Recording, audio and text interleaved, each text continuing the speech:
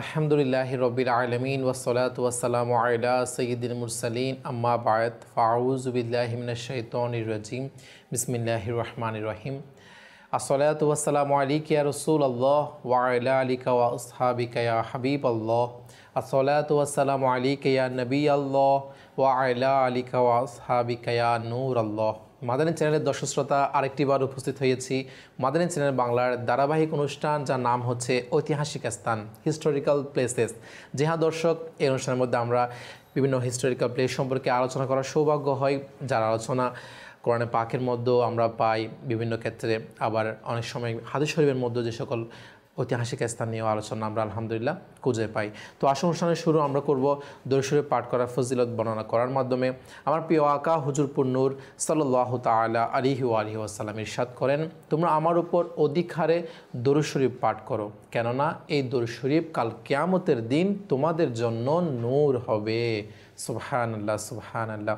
দরুদ শরীফ পাঠ করার ফজিলত যে কাল কিয়ামতের দিন আমরা আজকে নিঃশ্বাস থাকা অবস্থায়, হায়াত থাকা অবস্থায় যে দরুদ শরীফ পাঠ করব, তা কিয়ামতের দিন নূর হবে আমাদের জন্য।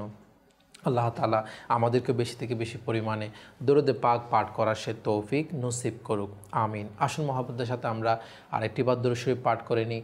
সল্লু আলাল হাবিব সাল্লাল্লাহু তাআলা আলা মুহাম্মদ সাল্লাল্লাহু তাআলা আলাইহি ওয়া আলিহি ওয়াসাল্লাম। প্রিয় দর্শক, আজকে আমরা যেই ঐতিহাসিক স্থান নিয়ে আলোচনা করব সেটি হচ্ছে, আমরা মাশাআল্লাহ ছোটোবেলা থেকে শুনে আসছি যে ইয়াজুজ মাজুজ যে বিষয়, তো তাদের যে স্থান সেই বিষয় নিয়ে তারা কোন স্থানে রয়েছে। তো আসুন প্রথমত আমরা কোরআনে পাকের একটি আয়াত আপনাদের সামনে তুলে ধরব, যার তর্জমা কানজুল ঈমান থেকে অনুবাদকৃত। তারা বলল, হে জুলকারনাইন, নিশ্চয় ইয়াজুজ ও মাজুজ ভূপৃষ্ঠে অশান্তি সৃষ্টি করছে, সুতরাং আমরা কি আপনার জন্য কিছু অর্থ যোগান দেব, এই শর্তে যে আপনি আমাদের ও তাদের মধ্যে একটা প্রাচীর গড়ে দেবেন। দর্শক, এই যে ইয়াজুজ মাজুজ এবং কোরআন পাকে যে আয়াত আপনার সামনে তুলে ধরলাম, এর টিকা বর্ণনা করার আগে আপনাদেরকে প্রথমে বলি যে ইয়াজুজ এ মাজুজ যারা যে জাতি, তাদের বংশধর সম্পর্কে যদি বলি, হযরত নূহ আলাইহিস সালাতু ওয়াস সালামের যে পুত্রগণ ছিল, সেই পুত্রগণের মধ্যে একজনের নাম ছিল ইয়াফিস। এই ইয়াফিস এই সন্তানের বংশধর হচ্ছে এই ইয়াজুজ ও মাজুজ। যে হ্যাঁ, কোরআন পাকে যে আয়াত আপনার সামনে আমরা তুলে ধরেছিলাম, তার টিকার মধ্যে কানজুল ঈমানের মধ্যে খুব সুন্দরভাবে এই ইয়াজুজ মাজুজের ঘটনা খুব সুন্দরভাবে বর্ণনা এসেছে। আসলে আমরা দর্শক, যখন কোনো ঘটনা আমরা আমাদের সন্তানদেরকে শোনাই বা আমাদের মধ্যে বর্ণনা করি, আমার আসলে ঘটনা শুনতে আমাদের ভালো লাগে, কিন্তু আমরা আজকে নাউজুবিল্লাহ বিভিন্ন মিথ্যা বানোয়াট বিভিন্ন হয়তো ঘটনা বা বেদুরমীদের সাথে যে ঘটনাগুলো রিলেটেড, সেই ঘটনাগুলো আমরা শুনি, কিন্তু কোরআনে পাকের মধ্যে যে অসংখ্য শিক্ষণীয় ঘটনার যে বাহার রয়েছে, সেগুলো আমরা আসলে শোনার চেষ্টা করি না বা পড়ার চেষ্টা করি না। আসলে আপনি যখন কানজুল ঈমান খুলবেন, তার মধ্যে বাংলা অনুবাদ যখন আপনি দেখবেন, এমনকি বিভিন্ন ঘটনা কত সুন্দরভাবে সেখানে টিকার মধ্যে বর্ণিত রয়েছে, আপনি যখন এগুলো পড়বেন, তাহলে আপনার মধ্যে দেখবেন একটা ঈমান মজবুত হওয়ার অনেক বড় একটা মাধ্যম। পাশাপাশি আমাদের সন্তানরাও তারাও জানবে। আমরা আসলে গল্প বা বিভিন্ন ঘটনা শোনাতে চাই আমাদের সন্তানদেরকে, তো ঘটনা আপনি শোনান, কোরআনে পাক থেকে শোনান, বিভিন্ন হাদিস শরীফ সম্পর্কিত বিভিন্ন ঘটনা রয়েছে সেগুলো আপনি শোনান, তাহলে দেখবেন আমাদের সন্তান, আমাদের যারা রয়েছে, আমাদের পরিবারের মধ্যে একটা ইসলামিক পরিবেশ ইনশাআল্লাহ সৃষ্টি হবে। তো আসুন কোরআনে পাকে সেই টিকার মধ্যে কি বলা হচ্ছে। তো সেখানে বলা হচ্ছে যে হযরত নূহ আলাইহিস সালাম এর যে পুত্র ইয়াফিস এর বংশধরদের যে যারা ছিল, এই যে ইয়াজুজ মাজুজের যে দল, তারা আসলে খুবই সন্ত্রাসী দল ছিল এবং তাদের সংখ্যা ছিল কিন্তু খুবই বেশি। যে হ্যাঁ, পৃথিবী পৃষ্ঠে বিপর্যয় তারা সৃষ্টি করত এবং তাদের ব্যাপারে কিতাবের মধ্যে আছে, তারা বসন্তকালে বের হতো, তখন ক্ষেতসমূহ, শাকসবজি, যত তরি তরকারি রয়েছে, মানে সব কিছু তারা খেয়ে ফেলতো, কিছুই তারা অবশিষ্ট রাখতো না। আর শুষ্ক যেগুলো বস্তু পেত তারা সেগুলা বোঝাই করে নিয়ে যেত। মানুষজনকে পর্যন্ত নাউজুবিল্লাহ তারা খেয়ে ফেলতো, এমনকি পশু, বন্য প্রাণী, সাপ, বিচ্ছু পর্যন্ত তারা খেয়ে ফেলতো। লোকেরা হযরত জুলকারনাইনের নিকট এদের বিরুদ্ধে অভিযোগ করেছিল। আচ্ছা, আরেকটা বিষয় সেটা যদি আপনাদেরকে বলে, জুলকারনাইন একে তারা কোথায় পেল? জুলকারনাইন ইনি আমরা জানি যে চারজন যে পুরা পৃথিবীর বাদশাহী করেছিল, তাদের মধ্যে একজন ছিল এই জুলকারনাইন। তিনি তো একেবারে পূর্ব পশ্চিম পৃথিবীর উত্তর দক্ষিণ চারিদিকে তিনি সফর করেছিল। তো এভাবে যখন তিনি সফর করতে করতে তিনি এক জাতির সাথে তার পরিচয় হলো, যারা ইশারায় কথাবার্তা বলতো বা তাদের সমস্যার কথাগুলো তাদের ভাষা ইশারা বলতে তাদের ভাষাগুলো বোঝার মতো ছিল না। তো তারা একসময় এই জাতির যেই কষ্ট, ইয়াজুজ মাজুজ তারা যেই তাদেরকে কষ্ট দিচ্ছে, তাদের উপর যে বিভিন্ন নির্যাতন করছে, এগুলার কষ্টের কথা জুলকারনাইনের কাছে তুলে ধরল যে আপনি আমাদেরকে তাদের অনিষ্ট ও নির্যাতন থেকে আমাদেরকে রক্ষা করুন। তখন আল্লাহর দয়ায় তো প্রথমে কিন্তু তারা এটাও বলেছিল যে ওই জাতিরা যে আপনি যদি চান আমাদের থেকে আপনার অর্থ, আমরা আপনাকে অর্থ দিয়ে বা বিভিন্ন কিছু আপনাকে আমরা সাহায্য করব, আপনি চাইলে আমাদের সাহায্য নিতে পারেন। কিন্তু জুলকারনাইন তিনি বলেছিলেন যে না, আমি আল্লাহর অনুগ্রহে আমার নিকট প্রচুর সম্পদ ও প্রত্যেক প্রকার সামগ্রী মজুদ আছে, তোমাদের নিকট থেকে কিছু নেওয়ার আমার প্রয়োজন নেই। তো জুলকারনাইন যখন এটা বলল যে আমার থেকে আল্লাহ পাকের দয়ায় তোমাদের কোনো সেরকম অর্থ সামগ্রীর সাহায্যের প্রয়োজন নেই, তো তখন তারা বলল আমরা তাহলে আপনাকে কীভাবে সাহায্য করতে পারি। তখন জুলকারনাইন বলল যে তোমরা আমাকে তোমাদের শক্তি দ্বারা কী করো, সাহায্য করো। তো এরপরে জুলকারনাইন একটি ভিত্তি খনন করলেন। যখন ভিত্তি খনন করতে করতে সেখানে যখন পানি পর্যন্ত পৌঁছলো, তখন তাতে পাথর ও গলিত তামা দ্বারা ডালাই করে দিলেন, আর লোহার পাত উপরে নিচে স্থাপন করে সেগুলোর মধ্যভাগে কাঠ ও কয়লা দ্বারা ভর্তি করে দিলেন। তারপর তাতে আগুন দ্বারা উত্তপ্ত করলেন। এইভাবে এই প্রাচীরটি পাহাড়ের চূড়া পর্যন্ত উঁচু করে নির্মাণ করলেন। এমন একটা প্রাচীর নির্মাণ করলেন যেটি পাহাড়ের মতো কি উঁচু পর্যন্ত করে নির্মাণ করে, আর দু পাহাড়ের মধ্যখানে কোনো স্থান কালি ছাড়া হয়নি। উপর থেকে গলিত তামা প্রাচীরের মধ্যে ডালাই করে দেওয়া হলো। এদের মিলে একটা পুরা শক্ত প্রাচীররূপী হিসেবে একটা প্রাচীর বড় পরিণত হয়ে গেল। জুলকারনাইন এই ইয়াজুজ মাজুজ এর ব্যাপারে যে বর্ণনা আমরা শুনছিলাম দর্শক, তো তারা যেন সাধারণ মানুষের কষ্ট দিতে না পারে, জুলকারনাইন এবং ওই বাসী যারা জাতি ছিল তাদেরকে নিয়ে এই প্রাচীরটি নির্মাণ করেছিল। আচ্ছা, এটার ব্যাপারে কোরআনে পাকে তো আমরা আলোচনা শুনলাম। হাদিস শরীফের মধ্যে কি বলা হচ্ছে? হাদিস শরীফের মধ্যে বর্ণিত হয় ইয়াজুজ ও মাজুজ প্রত্যেক দিন ওই প্রাচীরটি ভাঙতে থাকে। জি হ্যাঁ, সারাদিন পরিশ্রম করে যখন সেটা ভেঙে ফেলার কাছাকাছি পৌঁছে, তখন তাদের মধ্যে কে একজন বলে ওঠে, এখন চলো অবশিষ্টটুকু আগামীকাল না হয় ভাঙবো, আজকে আর না ভাঙি।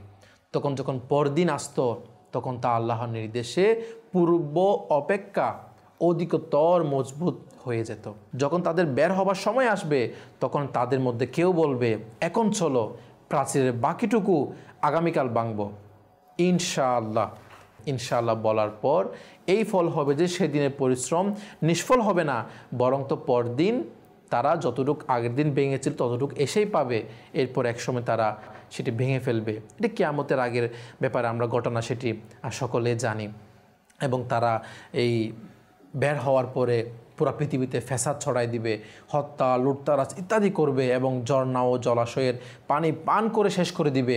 প্রাণী গাছপালা ও যেই মানুষ তাদের সামনে হাতের নাগালে পাবে সবই তারা কি খেয়ে ফেলবে। কিন্তু মক্কা মুকাররমা, মদিনা তৈয়বা ও বাইতুল মুকাদ্দাসে তারা প্রবেশ করতে পারবে না। আল্লাহ তাআলা হযরত ঈসা আলাইহিস সালামের দোয়ার ফলে তাদেরকে একসময় ধ্বংস করে দিবেন। এভাবে তাদের গাড়ে তাদেরকে কীভাবে ধ্বংস হবে সেটা কিতাবের মধ্যে আসছে এবং কানজুল ঈমানের মধ্যে বর্ণনা এসেছে। এভাবে তাদের গাড়ের মধ্যে পোকা জন্ম নেবে, যে পোকা তাদের শরীর খেতে খেতে একসময় তাদেরকে ধ্বংস করে দিবে। তো প্রিয় দর্শক, এ থেকে প্রমাণিত হয় যে ইয়াজুজ ও মাজুজ বের হওয়া কিয়ামত নিকটবর্তী হবার পূর্বাভাসগুলোর মধ্যে অন্যতম একটি পূর্বাভাস। ইয়াজুজ মাজুজ এদের থেকে আসলে শিক্ষণীয় বিষয়, এদের আজকে যে আলোচনা আমরা শুনলাম, এর থেকে অনেক কিছু শিক্ষণীয় বিষয় রয়েছে। তার মধ্যে যে আসলে একটা কথা, এটা মানে আমাদের মধ্যে খুবই এই বিষয়টা কম পাওয়া যায় যে তারা আসলে যখন এখনও পর্যন্ত তারা কি সে প্রাচীরটা ভাঙতে রয়েছে, যে প্রাচীর জুলকারনাইন তাদের বসতির থেকে সাধারণ মানুষদের বসতির দিকে আলাদা করে দেওয়া হয়েছিল, বলে তারা প্রতিদিন সে প্রাচীর ভাঙতে থাকে। তাদের মধ্যে কে একজন বলে ওঠে, আজকে যতটুকু ভাঙলাম তাক আর ভাঙবো না, কালকে না হয় বাকিটা ভাঙবো। দেখা যেত কালকের দিন আবার এটা পুরোপুরি আগের চেয়ে আরও বেশি কি শক্ত হিসেবে আবার এটা পরিপূর্ণ হয়ে যেত। কিন্তু যখন তাদের মধ্যে কেউ একজন ইনশাআল্লাহ বলে উঠবে, তখন তারা সেটা ভেঙে ফেলবে। যে আসলে আমাদের মধ্যে এরকম আমরা যখন কোনো কিছু করার নিয়ত করি না, আমরা যখন কোনো কিছু ভবিষ্যতে করব বা এটা করব এটা করব, আমাদেরও সেরকম কতটুকু আল্লাহ পাক যদি চান, ইনশাআল্লাহ আমার আল্লাহ পাক যদি চান তাহলে আমি এটা করতে পারবো। এই ভরসাটা আল্লাহ পাকের প্রতি ভরসা, এবং প্রতিটা ভালো জায়েজ কাজের উপর যখন আমরা করতে যাই আল্লাহ পাকের প্রতি ভরসা করা, এটা আমাদের আসলে খুবই কম রয়েছে না, যার কারণে আসলে আমরা আমাদের কাজের মধ্যে কামিয়াব হতে পারি না। আমরা আমাদের প্রত্যেকটা ভালো কাজ করতে হয়তো বা আমরা যাই, কিন্তু আসলে আল্লাহ পাকের প্রতি তাওয়াক্কুল ভরসা না থাকার কারণে তাহলে হয়তো সেটার মধ্যে আমরা ঘাটতি দেখা দেয়। তাই আমাদের উচিত প্রত্যেকটা জায়েজ কাজের নিয়তে আমরা যেন ইনশাআল্লাহ বলি, যেমনটা আসলে আমির আহলে সুন্নাত দাওয়াত ইসলামী প্রতিষ্ঠাতা মাওলানা মোহাম্মদ ইলিয়াস আত্তার কাদেরী দামাত বারকাতুহুমুল্লাহ আলিয়া, ইনার কথা আসলে স্মরণে আসেনি যে নেককার হওয়ার উপায় যেটা রিসালা দিয়েছে ছোট্ট, এটার মধ্যে প্রতিদিন একটি প্রশ্ন মানে করা হয়, আপনি কি আজকে জায়েজ কাজে পূর্বে ভালো ভালো নিয়ত করার পূর্বে ইনশাআল্লাহ এবং কি আলহামদুলিল্লাহ এভাবে এগুলো বলেছেন কিনা আমাদেরকে স্মরণ করিয়ে দেওয়া হয়। আমরা যেন আমাদের প্রত্যেকটা কাজ আল্লাহ পাকের জিকির, কোনো কিছু নিয়ামত পেয়েছি আলহামদুলিল্লাহ, কোনো কিছু করবো আল্লাহ পাকের দয়ে ইনশাআল্লাহ, কোনো কিছু নিয়ামত দেখলাম সুবহানাল্লাহ, এগুলো জিকির যেন আমাদের জবানের মধ্যে থাকে। আল্লাহ পাক আমাদেরকে এর উপর আমল করার তৌফিক দান করুক। তো প্রিয় দর্শক, ইয়াজুজ মাজুজ এর স্থানের ব্যাপারেও আমরা আজকে শুনলাম। তো আল্লাহ পাক আমাদেরকে যা কিছু শুনেছি আর শুরু থেকে শেষ পর্যন্ত তার উপর আমল করার তৌফিক দান করুক। এমনকি যে এর থেকে যে শিক্ষা আমরা পেলাম যে আল্লাহ পাকের হুকুম পালন করা, এভাবে আল্লাহ পাকের প্রতি ভরসা রাখা, আল্লাহ পাকের প্রতি তাওয়াক্কুল রাখা এই বিষয়ে, এবং যে বিষয়টা নিয়ে আমি প্রথমে টপিকে বলেছিলাম যে আমরাও যেন কোরআনে পাক তেলাওয়াত করি এবং তার যে বাংলা অনুবাদ কানজুল ইমান থেকে, বিশেষত কানজুল ইমান থেকে আমরা আলহামদুলিল্লাহ এটি যেন পাঠ করি। এমনকি এর মধ্যে যেই বিভিন্ন ঘটনা টিকার মাধ্যমে যে বর্ণিত রয়েছে সেগুলো নিজেও পড়ি এবং আমাদের পরিবারবর্গদেরকে পড়ে শোনাই। আপনি আপনার নিকটস্থ, আমি বলবো জাদুঘরের মধ্যে কানজুল ইমান নিয়ে আপনি সংগ্রহ করুন আপনার নিকটস্থ প্রকাশনা প্রতিষ্ঠান থেকে। আলহামদুলিল্লাহ মাকতাবাতুল মদিনাও আমাদের এটি পাওয়া যায়। তা আপনি সংগ্রহ করুন এবং নিজেও পড়ুন, অন্যকেও পড়ার দাওয়াত প্রদান করুন। আল্লাহ পাক আমাদেরকে যা কিছু শুনেছি তার উপর নিজেও আমল করে অপরের কাছে পৌঁছে দিয়ে নেকি হাসিল করার তৌফিক দান করুক। আমিন বিজাহি নবিল আমিন সাল্লাল্লাহু তাআলা আলাইহি ওয়া আলিহি ওয়াসাল্লাম। সল্লু আলাল হাবিব সাল্লাল্লাহু তাআলা আলা মুহাম্মদ সাল্লাল্লাহু তাআলা আলাইহি ওয়া আলিহি ওয়াসাল্লাম।